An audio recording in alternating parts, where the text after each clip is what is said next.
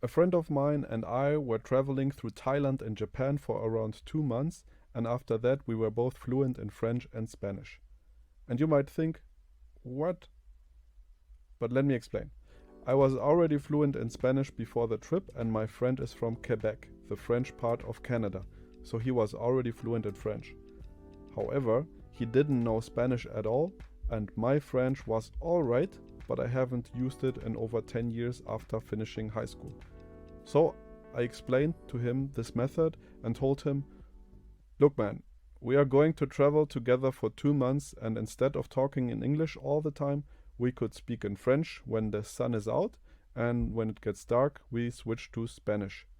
Of course, we also had some game rules, and if the loser who switched to English by accident most often during each given week, this person had to pay the winner a meal at a restaurant. Also, the only time we are allowed to speak in English was when we were sitting down at a restaurant, eating breakfast, lunch, or dinner. So this was basically the only time we could relax and then also plan the day and what we wanted to see and where to go next. But the rest of the day we spoke for around 5 hours in French and then for around 5 hours in Spanish. Needless to say, if you speak any language for 5 hours per day, 7 days per week, for 2 months, you will be fluent.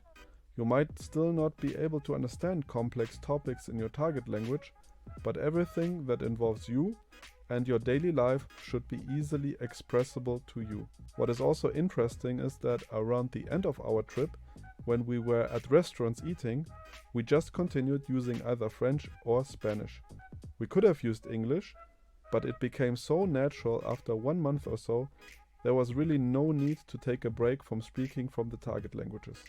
And the funniest thing is probably the story that my friend can share now. He didn't know Spanish at all, and now he's fluent in Spanish because he learned it on a travel trip in Thailand and Japan from his German friend.